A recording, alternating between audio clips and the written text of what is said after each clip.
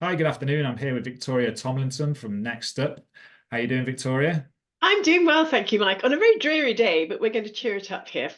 Definitely. I love the positivity. Thank you very much for joining us, as I say. So if you could give us a little bit more background as to who it is that you are, what it is that you do, and a bit more about Next Up. Okay, I'm these days I'm starting my introduction by saying how old I am, which I know is a bit kind of not in the norm, but it is relevant. Go for it. So I'm 68 and I started Next Up 6 years ago. And I started it because I had a previous business. It was a PR comms business. I'd been very early into social media, digital. And I started being sent very senior people who had ignored LinkedIn all their lives. And then they had used, I'm going to use a word now that we don't really like, retired, Mhm. and suddenly realized when they were on their own, how do you, there are no phone books anymore. What do you do? And suddenly realized they needed LinkedIn. And when I started helping these people, there's no point in writing a LinkedIn profile for who you have been. It's not very relevant. Yeah. And I suddenly realized they didn't really know what they were doing, where they were going, what they had no ideas. They had just thought things would happen to them as it used to once upon a time. And now it's extremely competitive with people who have retired. We're much younger than we used to be in terms of we wanting to do more, and people were really lost. So from that, I realized we needed to help people. The challenge has been who pays for it. So initially, we were targeting individuals who had been sent to us, and they were paying us really quite decent money to help them individually when they were told, go and see Tomlinson. And then when you go out to a mass market, what I realized at the end of the first year, and I'll accept some responsibility in this, I don't think our services were very well packaged, if I'm perfectly honest. You're still finding your way at that Yeah. start. But at the end of the first year, it was 95 or more percent were men, were women who were paying us. Mhm. Men weren't. And I had seen 10 times more men than I had women.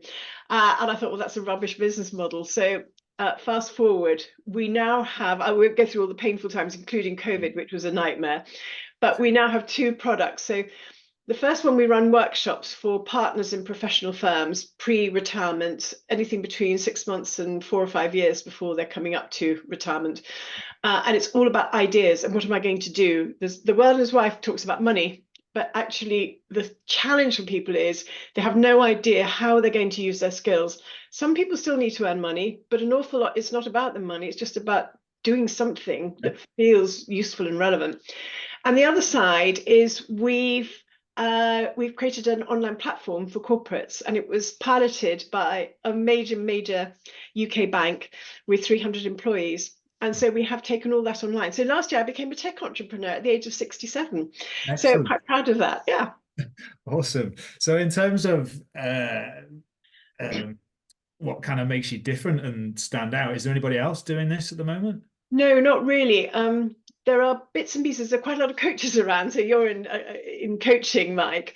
There are a lot of coaches around, but the problem with coaching is what people say is you're bringing out what's inside the person. And honestly, there's absolutely nothing inside these people because they can't visualize what a retirement. There aren't enough people Yeah. who have that they know who've retired that they can see, I quite like that, I don't like that, this is what I want to do.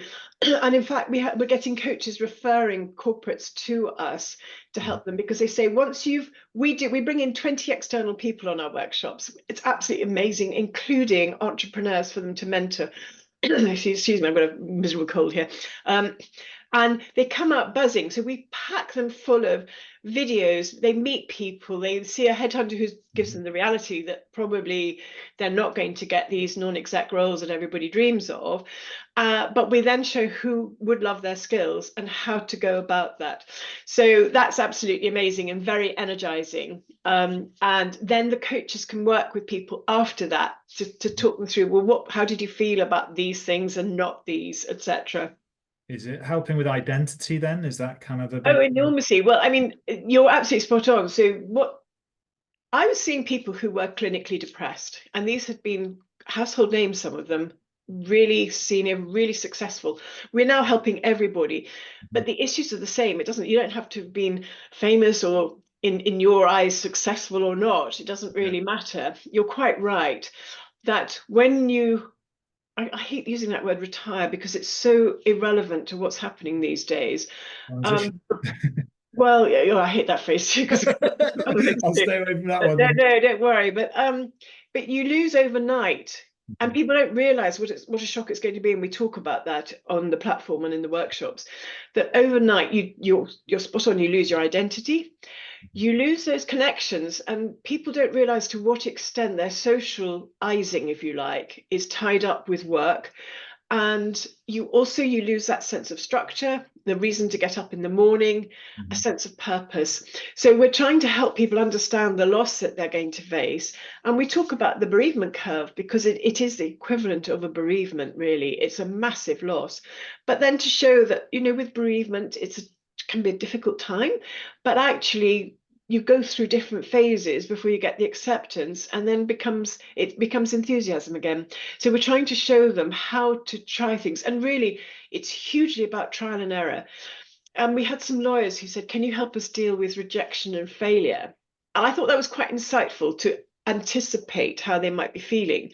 And I've said, look, it's only rejection and failure if you set it up to be that. If you just say, I'm going to try some things, I'll enjoy, I'll be good at some things, and I really won't like other things, that's fine. At this stage of life, it's up to you. Nobody's watching you or checking you or measuring you anymore.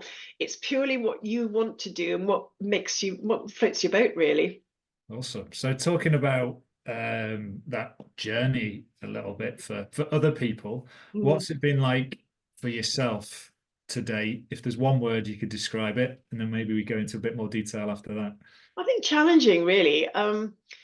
We have created a new market. I mean, last year we had 6 law firms came to us cold in August. I didn't know any of them, and you suddenly think. I mean, one was in Ireland, one was a global name, and you suddenly think, wow, that's a moment I think with any business when it sort of takes on a life beyond all Yeah. your hard work, if you know what I mean. You're suddenly getting things coming to you, and you think, oh wow, that's done that.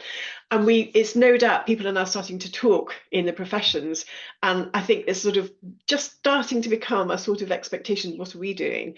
So that's a whole new market that we've created. Still got to do that on the corporate side, and that's much harder. Um, I mean, it was hard going through that transition. I started Next Up because the old business, I couldn't get corporates to own social media. They didn't understand either the opportunities or the risks. And I tried 4 different branding agencies to see, how do we engage? How do we get senior people to understand this is not just Facebook or, what did I have for breakfast? That's how people used to talk about it. And I couldn't get them to see seriously the huge business potential and risks that they were looking at. And in the end, I just thought, I can't use the language here, but bother it, something like that. I'll give up. But you have to accept a moment when you think, I can't get this to work. PR world has changed enormously. I'm making a decision that we're going to shut that down. And I was 62 when I was making that decision, but I still wanted to do something else. I'm really thinking, well, I brought in a professor, Professor Nigel Lockett. So he had got me to chair a board with Leeds University, and I'd known and helped him, and he'd helped me. And I got him to come in, and I've always done a business planning day where you get external people in. I think when you're a small business, it's very easy to get groupthink, and you want to sort of be challenged with external views and understand what's going on in the outside world. So I brought him in to run our business planning day. And he said to me, you've got a business here, helping these individuals. And I hadn't quite spotted in that package, if you like, what was Yeah. going on there. So we then went out and researched it and launched it. But there's a big, I mean, Nigel said to me, I'll never forget, you need an online membership platform. Well, to be honest, to do that, we were going to become a consumer business with the individuals, Mhm. and that's not my expertise. I was always B2B, and this was a really hard consumer business to start out in. And I had several agencies, spent a lot of money trying out how to target people who had retired.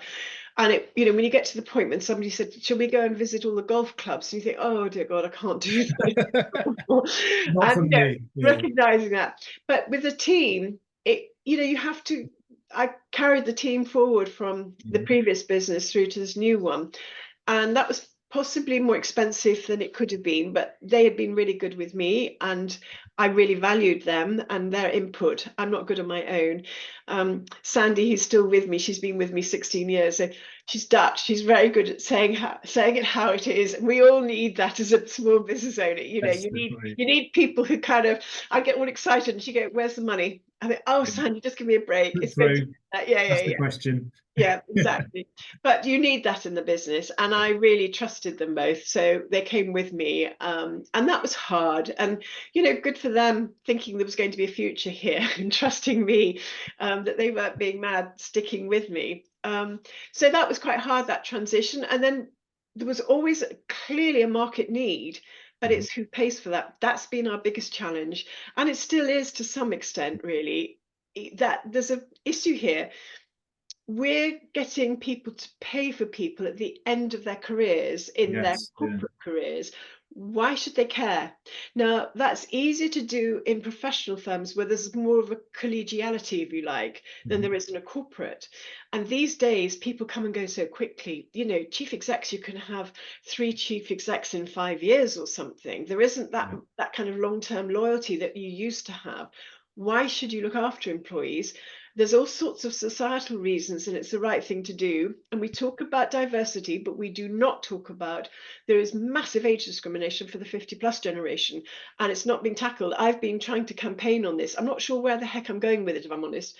But we were just saying a minute ago, I'm getting 70,000 responses on my LinkedIn posts about this. Yeah. So. Huge pent up frustration. And it's not a market. The older generation are not litigious by nature. I Mhm. think that's going to change, if I'm honest. There's so much frustration there. Wow.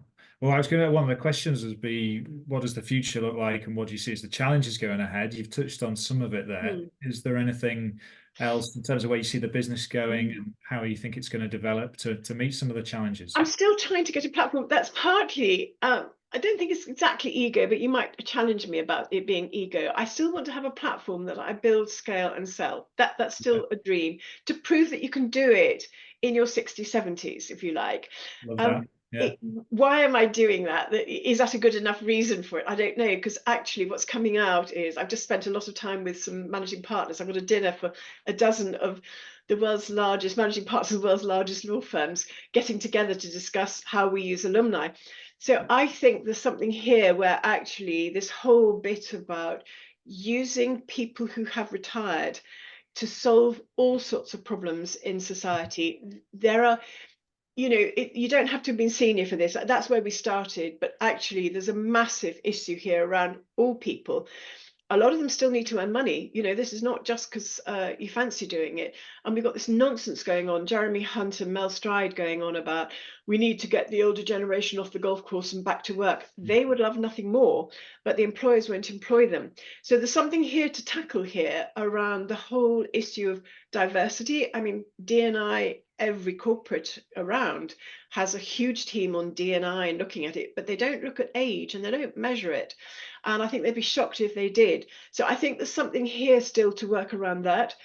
And I think there's a huge amount to be done. And I don't quite know how to do this around helping people to use people who've retired. mhm, So one of the things we've done, I think I mentioned in the workshops, we bring in entrepreneurs for the partners to mentor, to remind them of their skills that they have in different yeah, ways. A lot of them are tech entrepreneurs, and initially they go, "Oh, I know nothing about tech." And actually it's just being slightly devious to get them into tech and realize, you know, you can get your head around it, you just need to get in there.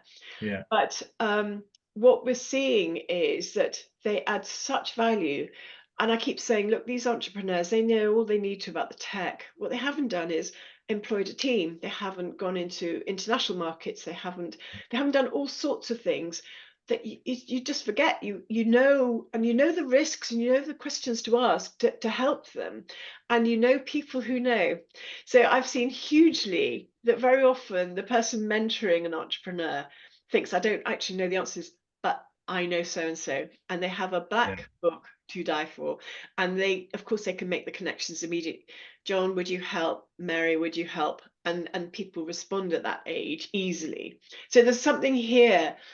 And I think you know, whether you've been, say, a teacher, there's all sorts of things you could be doing with helping young people from disadvantaged Yeah. backgrounds, through to just about anybody from any background could be helping an awful lot of the problems that we have in society at the Yeah. moment.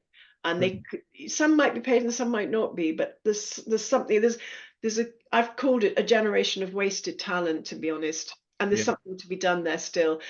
How do you get it to be commercial or not or whatever? That's the challenge with it all. Sure. Well, thank you for being so open with that. In No, terms of your experience, then the vast experience that you have, obviously you're very passionate about what you've been doing and what you are doing now. What's the biggest lesson, if you can pick one out of all of that, to share? there's so many there, and even now, I know you because you told me to prepare for the answer, and I'm thinking I still don't know quite which one. You actually said about lesson for your career, I think earlier on, and my lesson for career is definitely say yes to everything you can with opportunities. I think with the business, I think the biggest thing is cash. Actually, when I had my other business, I started that at 35, I think I was, and I nearly went bust about 18 months in because we lost our major client, which I'd expected them to go in-house, blah, blah, blah. Mhm. And I didn't really have enough money behind me to weather that easily. And I had to go to my husband and say, "Can you help me pay my tax bill for this one?" And then I just had a baby, and you know, he said, "Look, you're trying to do a lot here, fair dues. Yeah. We keep our finances separate." So he did, and I've never needed to go and ask anybody for money ever since then, because that was a massive lesson to me. And I don't think we talk nearly enough about saving to start a business. It's all about what you can go and borrow and how do you get money in investment. I've used my own savings. I'm not wealthy, but I have been reasonably successful and I was really good at saving. I didn't know what for, but I now know it was to fund this business. And it means that I can make decisions based on what feels the right thing to do rather than giving an immediate return to investors. And that's a huge privilege to do that. So if you can manage to avoid investment, I've seen so many people who, I regret to say, the investment community is not brilliant. They treat people badly, I think, a lot of them. They don't really motivate entrepreneurs. I definitely thought I'm too old to go through all of that rubbish. I'm not going to be Yeah. treated like that. And I'm really lucky that I had saved enough money to fund this business myself. And I would say to anybody, think about saving as much as you can before you start a business so that you can be independent for as long as you can. Sure. Good lesson there. Thank you for sharing that. So, um, what inspires you to do what you do? I can hazard a bit of a guess from some of the things you said, but again, to sort of I think, reflect on it. yeah, I think there are Um, certain types of people. I think entrepreneurs have it in them to solve problems, first of all. And there's just such a big need here with that 50 plus generation. And you know what? When you reach my age, I have now got such a vast range of different skills and experiences and contacts, Mhm. that actually it feels like it's all come together. And that I'm now bringing together all sorts of things that have been I've done and known and whatever in my career. And what motivates me is making a difference. I was working with somebody this weekend, and we're trying to design something new within the business. And he's still working, so I can't say too much about it. But Mhm. he sent me an email last night and said, I was really worried. He's a very senior person. And he said, I have really been quite anxious about this whole journey, that he's thinking about what next. And he Mhm. said, you know, you're making it enjoyable, and we're doing something coming up. And he said, I would normally be really nervous, and now I'm really looking forward to it. And it's that feeling that you're making a difference Yeah. and that you're helping. He is somebody who could have been so easily one of those people who was really mentally in a really bad Sure. place. He Yeah. hasn't had an easy time the last few months, well, years actually. He went on an early workshop, and he said it just made him more anxious. So I'm now thinking, what the heck do I have to do more in the workshops that we Mhm. don't leave people anxious? He said what it did Learn was from highlight, it. I need a plan, but I don't know what that looks like. And I've given them things they need to do, and they don't believe me. And I keep saying, go and meet lots of people and ask these questions, blah, blah, blah. But he went, but why would people want to meet me? And you go, oh no, I've kind of got to go further back on this now.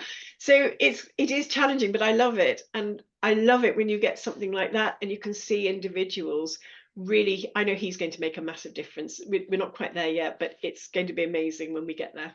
Fantastic. That's a lovely, yeah, summary of I can see in your face why you do what you do. So thank you for that. In terms of advice for anyone starting a business, then what's the one piece of advice that you could Well, offer? I said about saving money, but the other Yeah. thing is go and find people who have retired and don't seem to be doing very much. You would be amazed how many people are itching to do more than they are, and they don't feel like they're doing very much. And they may not be offering it because they may think, who would want me? Honestly, there's so much insecurity here. You can't believe it. Go and find some people. I've had, I guess maybe anywhere between 50 and 100 people over the last 6 years have been helping me, to be honest, for free. I'm trying to pay when I can, but Mhm. they're wanting to feel like they're making a difference. And if we really take off, I will try and find a way of making sure, and I'm starting to pay people now, but that it's not the money that they're looking for. They want to be part of something where they feel like, hey, it's fun helping somebody get going. They feel part of a team, and they're sort of feeling like they're changing and improving things. So go and find somebody who has retired that you rate, or go and ask, if you're younger, maybe go and find people from your parents or further, colleagues from your previous employer or whatever. Go and search out people who've retired and say, can we have a coffee? What are you doing? What would you like to get involved and help me? And see where it goes. They will be tinkle pink. Nearly everybody will be, I bet you. I love that. I mean, it all kind of boils down to in the end that we all want to help, I think, and Yeah, be part of something bigger than us, which yeah, definitely. that's a great piece of advice. Not one that we've had before, so I Mhm. like that. Thank you. So lastly then, in terms of any latest news around what you're up to, we've covered a little bit there, Mm. but or any offers or No, points but of I would say discussion, that just let us if know. we've got our platform, which is Rethink Retirement, Mhm. and it has been piloted, and we built stage two, version two, based on the feedback from employees. And Mhm. I would love to see that selling more. And I'm kind of finding it's what I'm seeing is corporates are going, it's nice to have rather than core business issue. And that was a lesson for me. I'm passionate about helping the individuals, and I'm trying to find the business case. There are plenty of business cases why people should, but I'm trying to shoehorn that in rather than I started with a business problem and this is the solution. So I'm dying to get this out more widely. I'll do a deal with anybody if they want to use it for their employees. And I know that we're getting fantastic feedback from it. And it really helps people to sort of plan the future. And it can open up conversations. Employers are really worried about age discrimination if they start asking people, what are your plans for retirement? And actually, by offering this as a benefit, it encourages people to go to their employer and start conversations and thinking about using their skills in new ways before they leave work, and kind of reinvigorate them. So I do think there is a business case here. So I would love people to, and we'll give them a pilot, and try it out and things. So I would love that. Is there a website, Rethink There Retirement? is. So it's next-up.com. Don't forget the Mhm. hyphen. And if you go to our services, it's the Rethink Retirement platform. Excellent. We'll keep an eye out for that. Victoria, it's been an absolute pleasure talking with Well, you. thank you for Thank you. asking me, Mike. It's a joy. And It's no much doubt, appreciated. I mean, I'm talking about getting people to essentially be mentoring and coaching people. Mhm. There's no doubt that getting other people to help you in your business is huge. With what you're doing here, I'm sure you add a lot of value to businesses. It's a massive help having that outside view. That's it. All about the questions and opening up different ways of It is. thinking. It is. Yeah. Yeah, Brilliant. Thanks, Victoria. All the best with the future of the that's business. fine.